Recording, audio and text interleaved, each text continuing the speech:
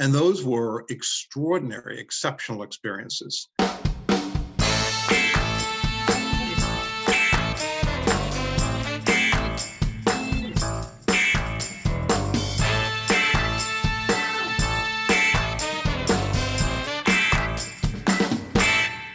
Okay, welcome back to the Marketing Playbook presented by Details Interactive. Here you'll take away 3 game-winning marketing plays every episode to take back to your team. I'm your host, Mark Friedman, and my career has been focused on direct-to-consumer marketing, direct mail, physical retail, and digital commerce.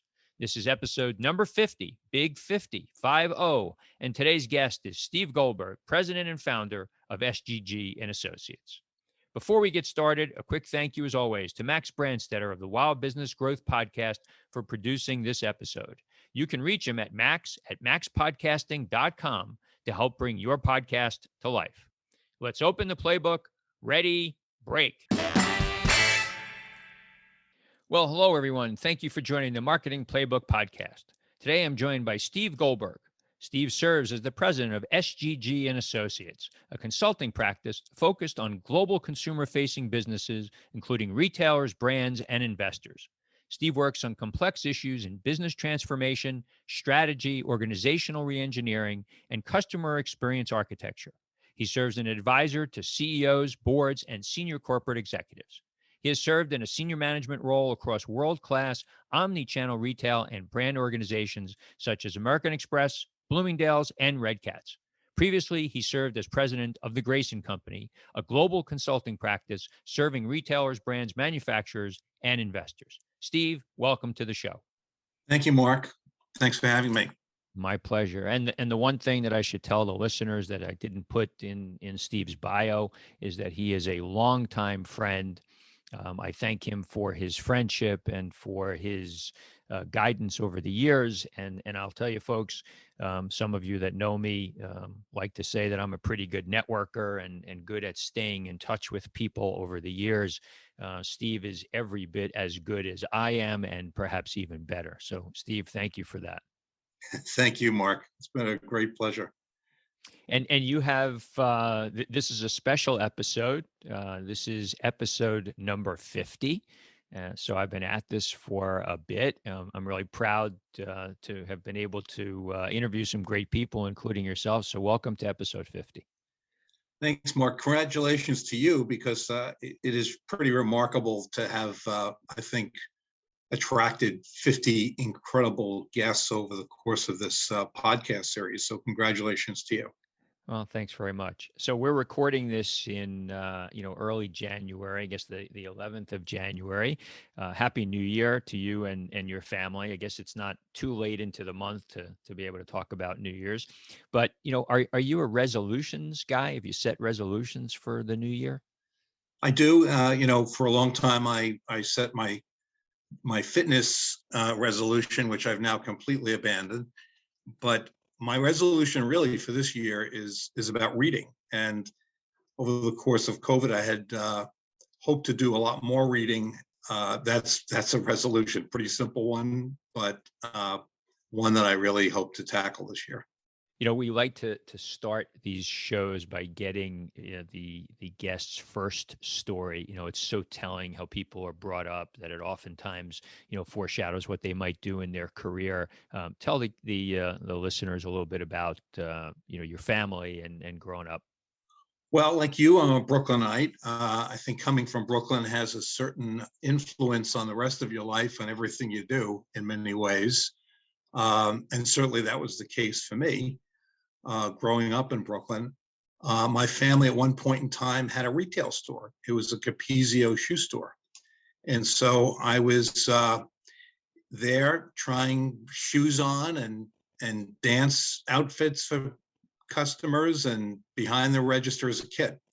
So that really had a formative effect on me.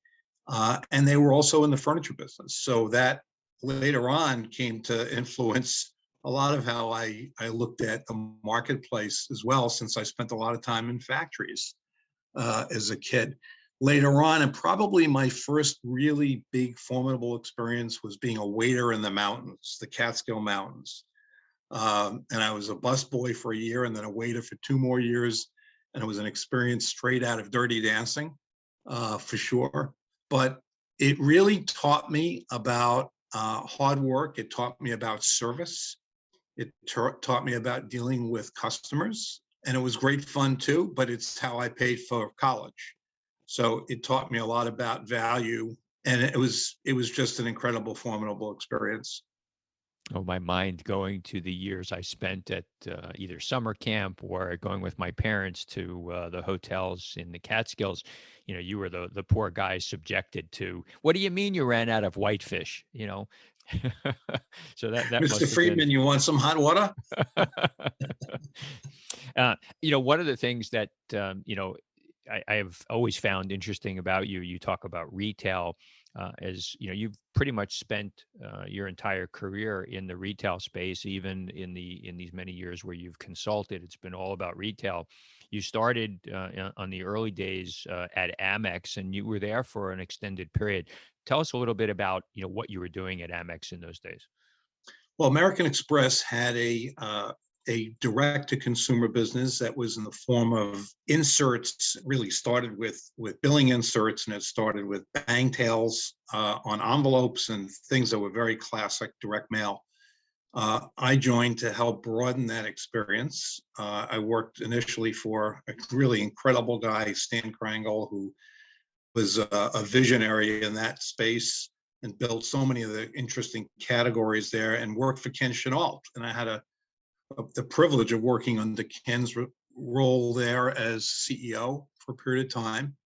But very importantly, this was an opportunity to reach a truly stratified audience. We had platinum members and gold card members and green card members and B2B members. And we sold them everything from apparel to jewelry to furniture to computers to cell phones.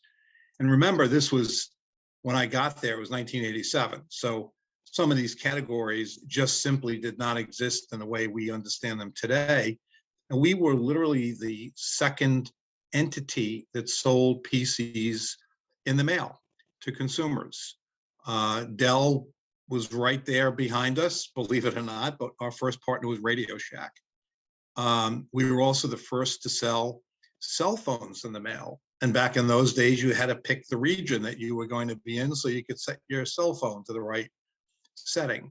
And we sold furniture in the mail. People thought we were crazy because they thought, well, don't you have to sit on that sofa to really make a purchase?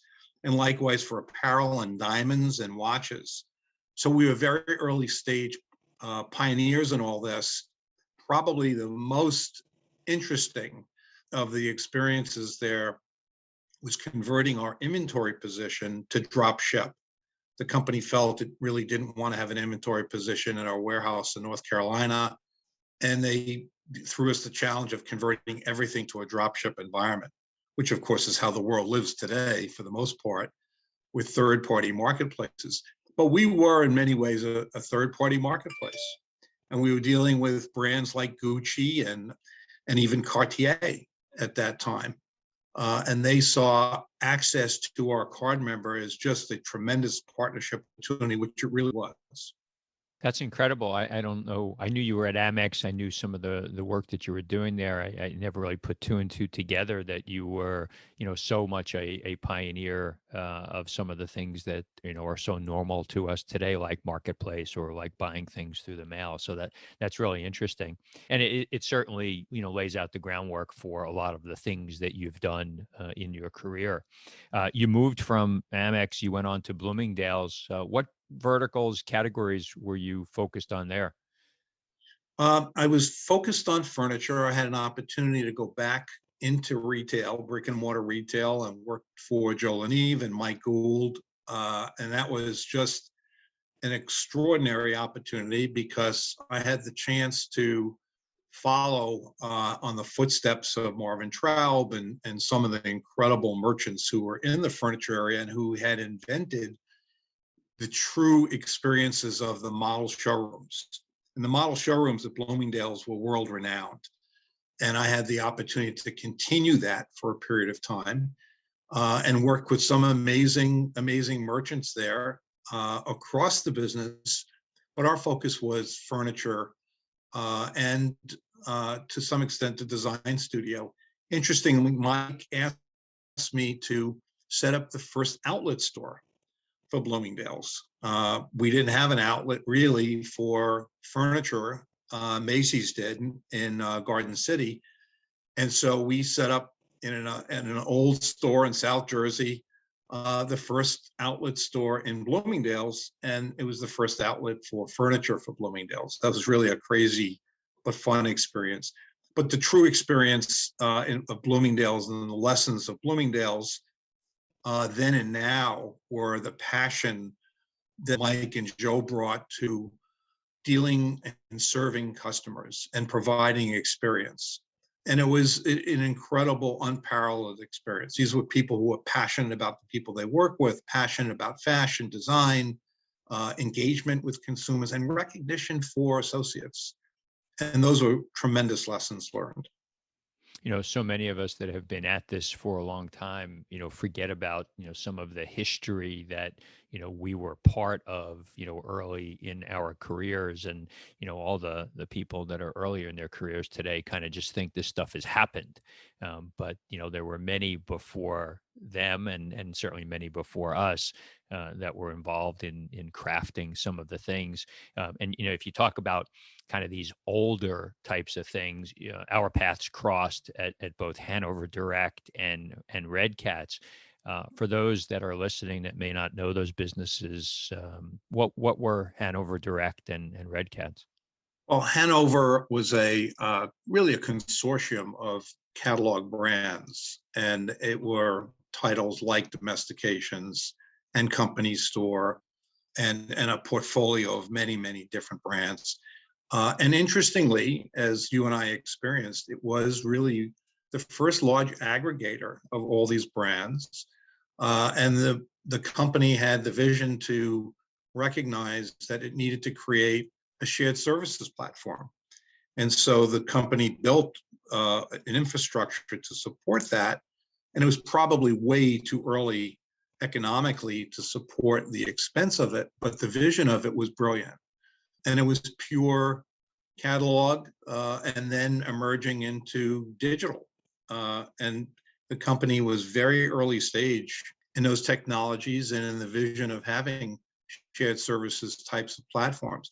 Redcats was not so different. Redcats was also a consortium, so to speak, of brands, and the company, which was a composite of Lane Bryant, Romans, and Chadwick, served different constituents. And they served the Missy apparel business through Chadwick's and a more, I would say, sassy customer through Learners, and plus size business through Lane Bryant.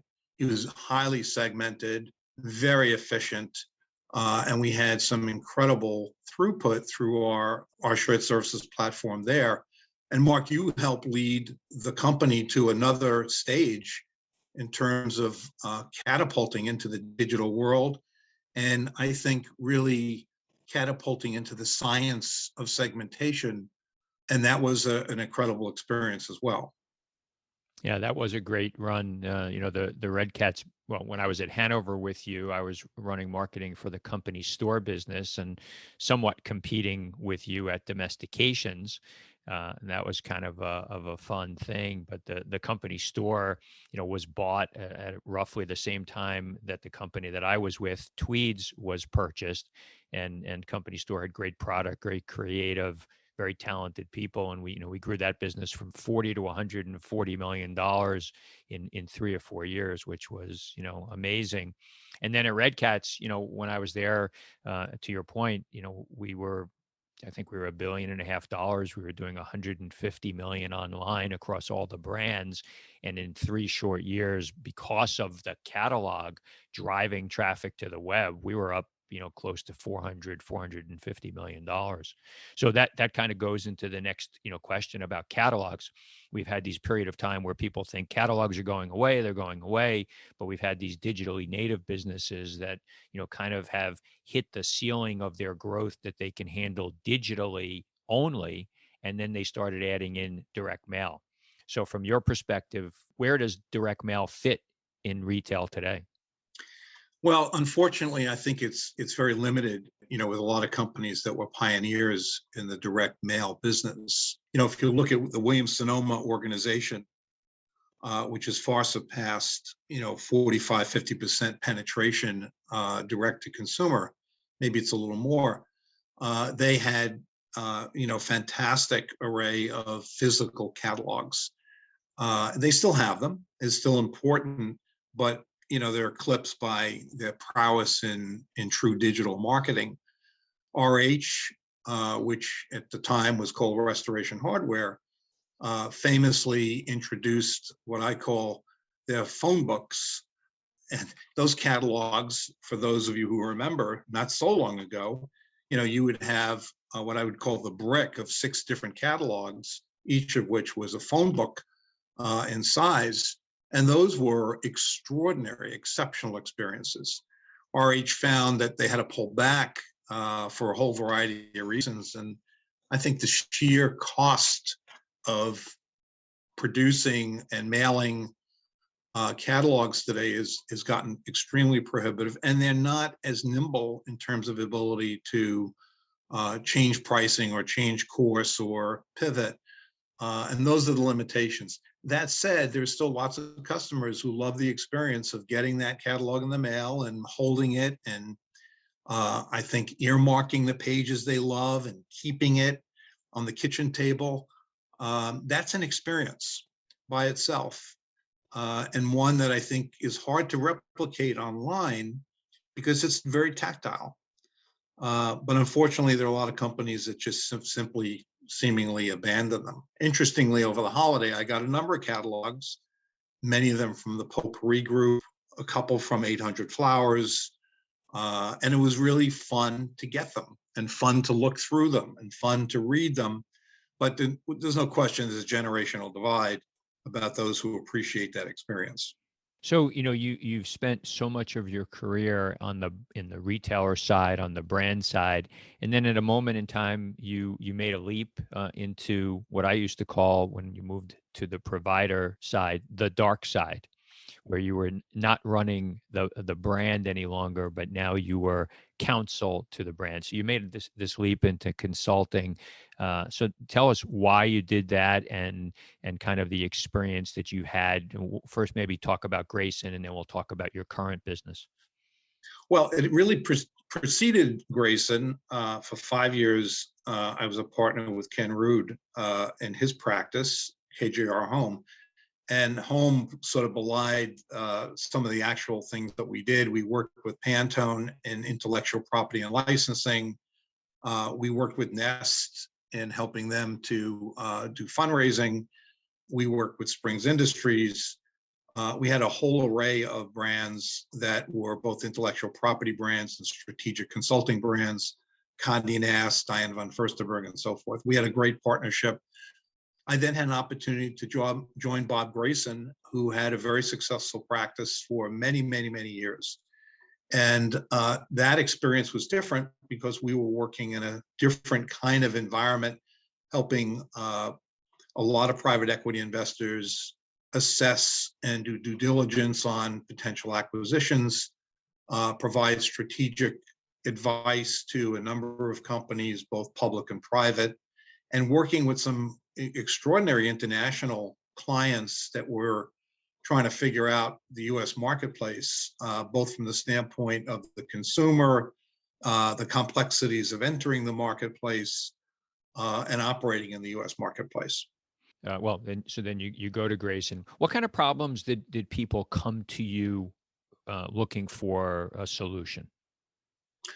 Well, it depended on the type of client we were dealing with. For brands were going through, I think, a real shift in the marketplace and trying to figure out how they expanded their footprint, first of all, from brick and mortar to digital. And then when you look across brick and mortar and digital, the reality of productivity in brick and mortar environments. And some of those decisions were painful decisions because the United States was and is overstored. So we were helping companies rationalize those physical footprints, and then help rationalize and understand, as you well understand, the science and the triangulation of the physical footprint and the digital footprint. So that was a sector. We helped companies that were investors really understand their targets, and we would visit lots of stores, work with management teams, try to pick up the cover and understand what made companies great or problematic, and help provide guidance about the viability of those companies. And then for those companies that were trying to scale or outside the US, really understand the fit. The biggest mistake that a lot of companies make, including Canadian companies, and trying to come to the United States, is assume that it's all the same as their country. Well, it's hardly the case, as we know. And one of the most interesting assignments was when we were engaged by a Korean company in the beauty space that had 1,000 doors in Korea, highly successful. They wanted to come to the US. They were very self-aware and knew that they really needed to understand the US consumer and the competitive marketplace.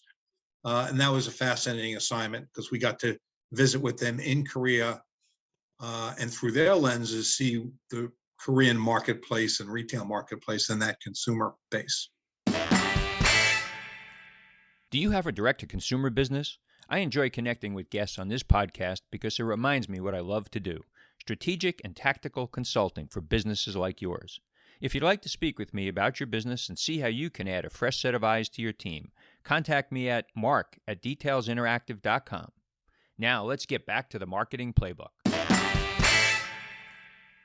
And then, we start, just for establishing timeline, we start the pandemic in February, March of 2020. And at the same time, you start a business, Sgg and Associates. And, I'm very happy to say that I participate in that business with you. Thank you for having me as part of your group. Tell everybody what Sgg is and the kinds of projects that you're working on today. We're a very non-traditional consulting practice. The great consulting practices like BCG and McKinsey and so forth have a very defined way of working with clients. Ours is different because we are small and independent and comprised of some really outstanding executives with steeped experience like yours and others.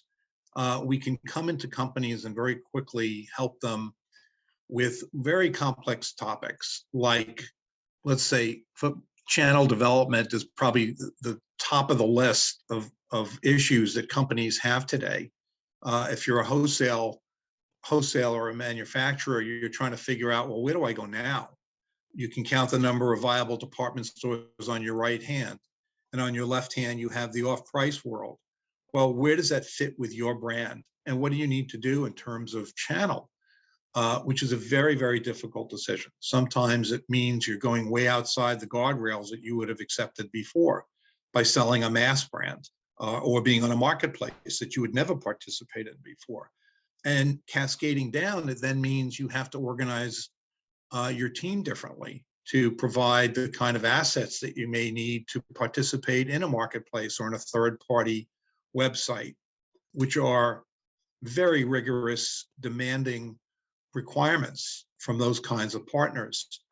So channel development is very, very important. Digital strategy is also important in so many different ways. We're not putting up websites, but we are helping companies really understand, what does today's digital world really mean? So if we think about the paradigm of a website versus the social commerce that's really rocketed over the last couple of years, propelled by the pandemic, but propelled by technology. Technologies like live streaming are changing the landscape very, very quickly. And you just have to look at, for example, what's happened in China. China, this past year, will have generated $300 billion in live streaming. Take that, cut that in half, because half of that is food. You still have a gigantic platform. In the United States, we're going to do about 11 billion. So and it's forecast to reach somewhere in the neighborhood of about 25 billion. So when you think about that opportunity and you think about the shift necessary for companies to participate in that, then that requires a different organization structure, a different approach to participating in that, not to mention the considerations of their prior investment in a website. And what happens with the escalation curve of their own website and everything they've invested in their own website. So complicated topics in the digital world, not to mention the metaverse. What's the metaverse? The metaverse didn't exist in our vocabulary a year ago, and now all of a sudden it's in every possible you read, and it is real and it is growing. So that whole topic is a topic we're advising clients on. And lastly, I would say the two things that are quite important are sustainability. We have a sustainability sector practice to help companies understand what does that term actually mean for their company. Do they want to have sustainable product? Do they want to have recyclable product? Do they want to have a sustainable office? What does it really mean for them? And so we help companies really define it for themselves and then lay out a plan for what that means. And finally, organization. People are changing dramatically in the workplace. Expectations for the workplace are changing. We read all about the great movement of people resigning. Well, I think that's less of an issue in the world we're in, Mark.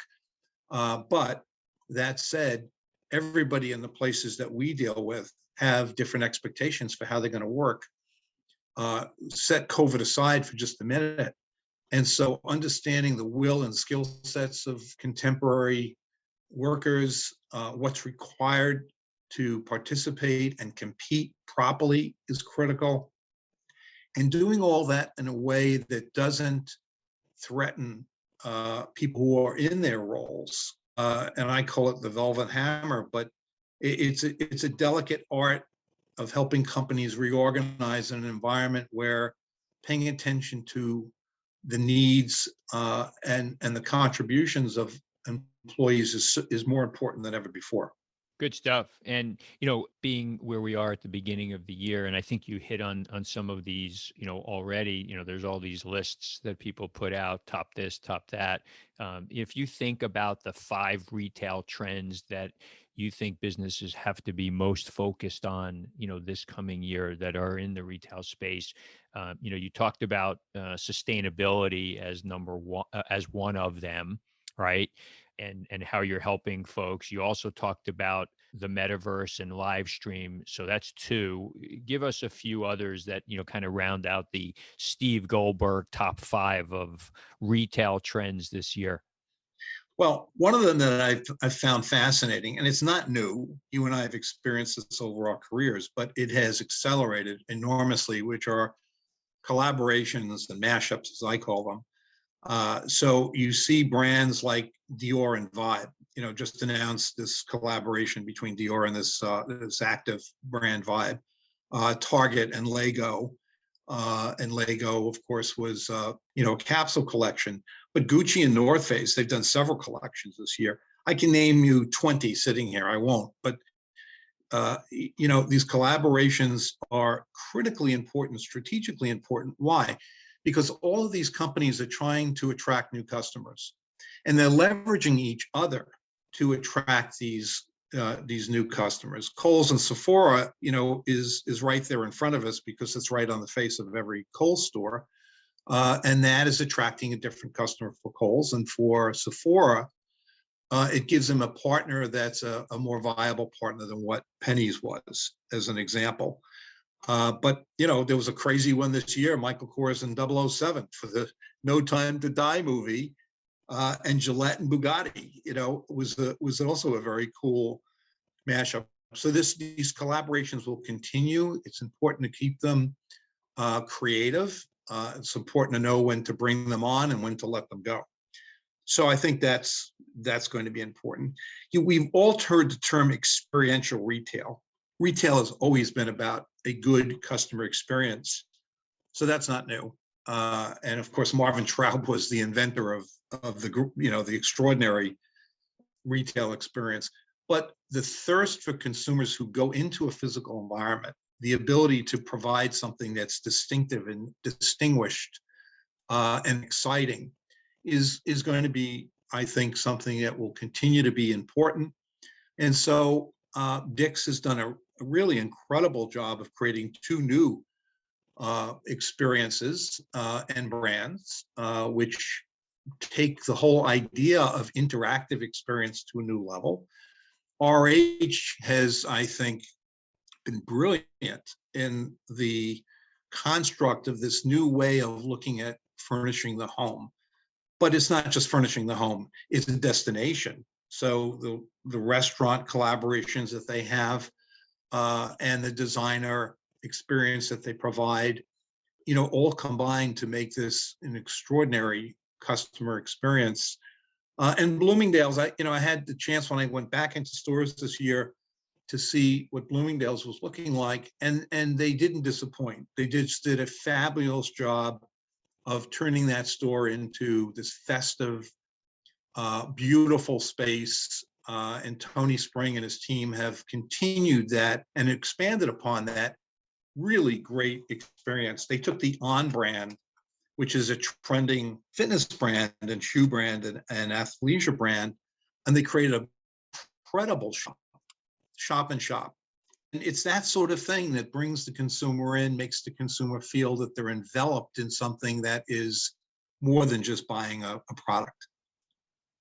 Yeah, your knowledge of what's out there has been one of the things as being part of SGG that I think is incredible. You produce something called the Sgg Monitor. What is that?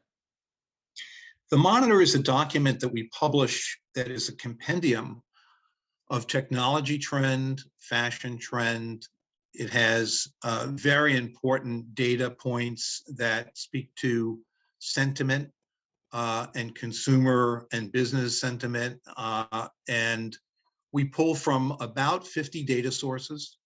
We compile them, and we also, once a quarter, update a market basket of 100 companies with quarterly earnings and sales.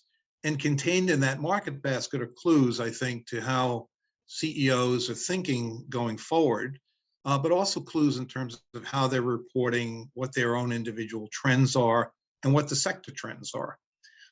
We provide this to clients, but we also present it to interested parties that may want to see what we're doing and what the marketplace really looks like. All this is available publicly, of course, but we curate it in a way that makes it understandable to take this vast amount of information, plus some of our own points of view, and put it into this very, very concise type of format. Is other than the Sgg Monitor, of course, is there, if I'm in the retail space and, could be a listener, are there a few go-to sources, that you just look at religiously that give you some perspective of what's going on in retail?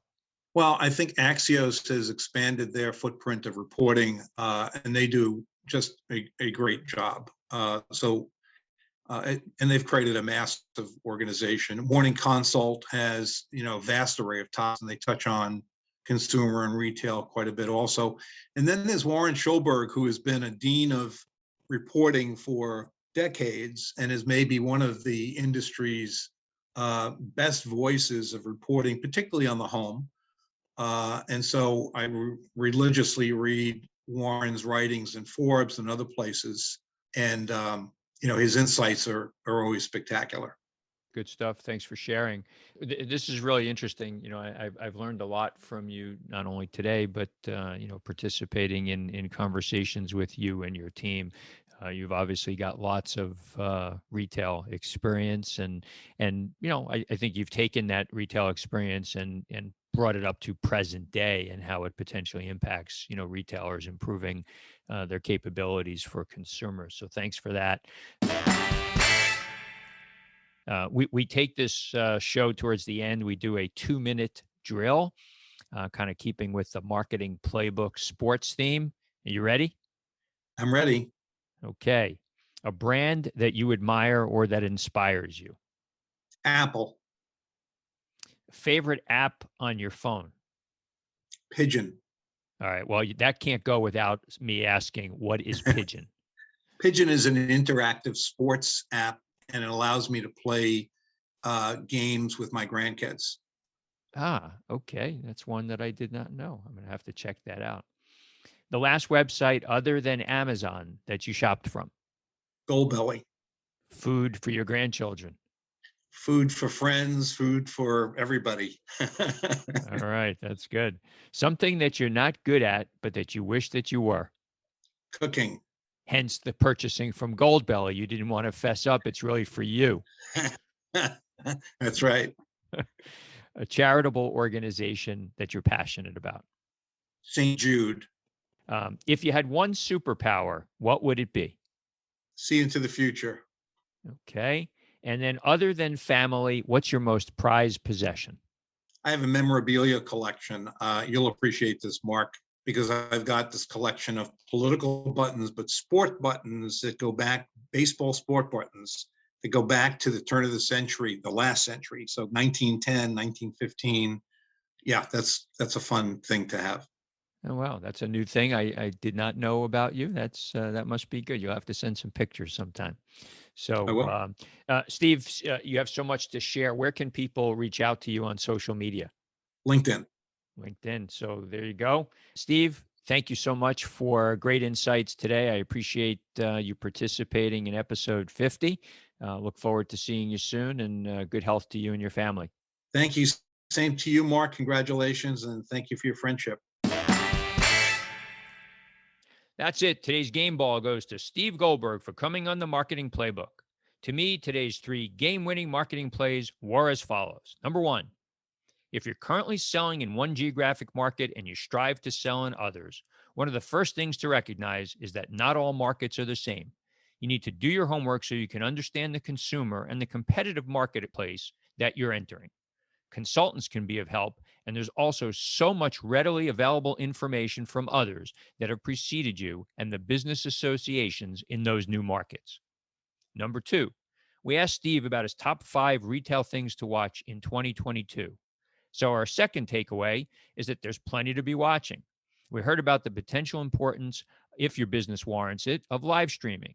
If you want to live stream and sell to customers, you must understand the infrastructure required and the organizational changes you'll need to be successful. And number 3, Steve spoke about 2 others, so I'll give you 2 for the price of 1. Sustainability. Figure out how your company can do its part to save our environment. Companies are launching significant programs to offer resale of products, using recycled products, or improving how they run their offices. How will you help? And he spoke about collaborations, companies partnering to drive new customers and enhance their brand awareness. These relationships are not going away anytime soon, so figure out how to best take advantage for your business. Thank you, Playbook marketers, for listening to another episode. If you want to check out more pages of the Marketing Playbook, make sure to subscribe on your favorite podcast spot and leave us a 5-star review on Apple Podcasts. You can also follow us on Twitter at DetailsInteract and learn more at detailsinteractive.com. Until next time, the devil is in the details.